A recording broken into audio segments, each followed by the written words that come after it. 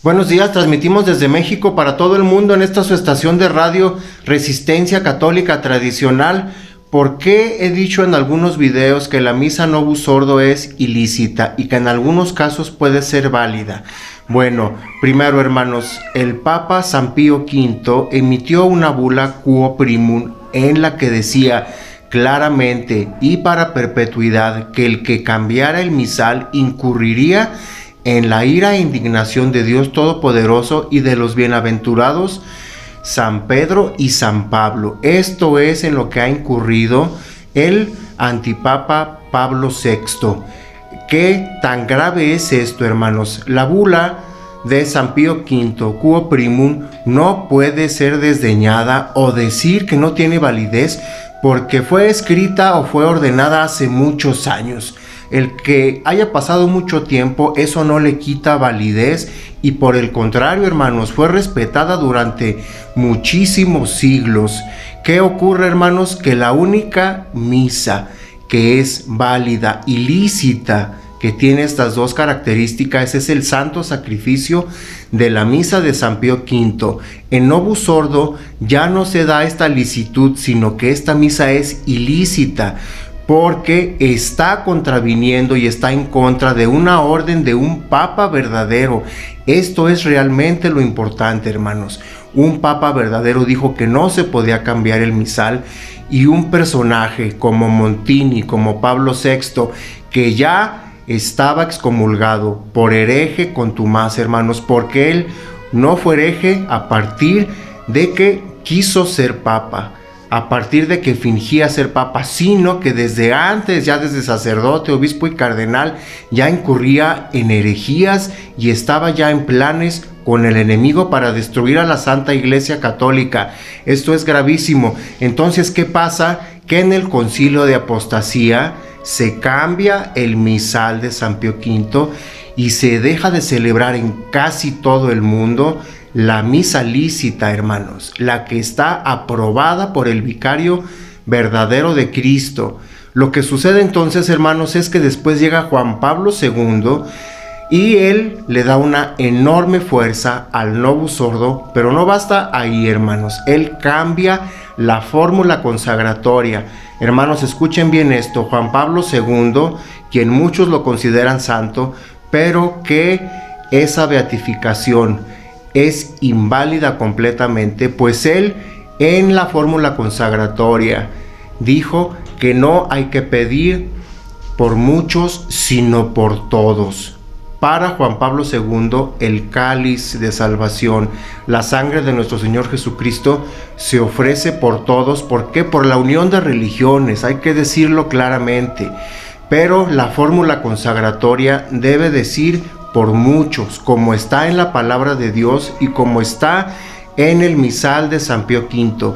De tal forma, hermanos, que yo sí les quiero decir que todas las misas en las que se diga por todos, y todas esas que fueron celebradas por Juan Pablo II en todo ese periodo de tiempo, además de ilícitas, fueron inválidas. No había consagración, no había transubstanciación, porque no estaba correctamente dicha la fórmula consagratoria. Además de que eso es una herejía, hermanos. Nuestro Señor Jesucristo vino a morir no por todos los de las otras religiones que no se quieren convertir, todos los musulmanes, los budistas, brahmanistas, que no aceptan al Señor, que no aman su nombre, que no aceptan a la Santa Iglesia Católica.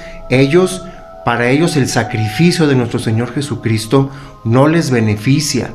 Pero si un budista o un musulmán sí lo acepta, se convierte a la Iglesia Católica, ahí sí lo beneficia. La herejía contumaz de Juan Pablo II es que el sacrificio del Señor beneficiaba a todo el mundo, aunque no se convirtiesen. Esto es lo que está repitiendo Bergoglio una y otra vez, que todas las religiones llevan a Dios. Esta es la misma herejía que ha venido manejando el Concilio de Apostasía. Ahora bien, todas las misas en este momento que digan por todos en lugar de por muchos, y que se cambien también otras palabras de la fórmula consagratoria, de la Santa Misa. Hermanos, todas esas, además de ilícitas, son inválidas del Novus Ordo. No hay consagración. También hay muchas ordenaciones de sacerdotes que son muy dudosas, hermanos. ¿Por qué? Porque también el rito de ordenación fue cambiado por Pablo VI, y hay que decir otra cosa. Muchos de los seminarios también en el mundo no hicieron caso a esta ordenación de Pablo VI, de tal forma que no es también prudente y no es correcto decir que todos los sacerdotes Novus Ordos del mundo, todos son inválidos, ilícitos o no son sacerdotes. Hermanos, hay muchas consagraciones que sí fueron válidas. Ahora bien, en algunos templos Novus Ordo sí está nuestro Señor Jesucristo en el sagrario. ¿Por qué?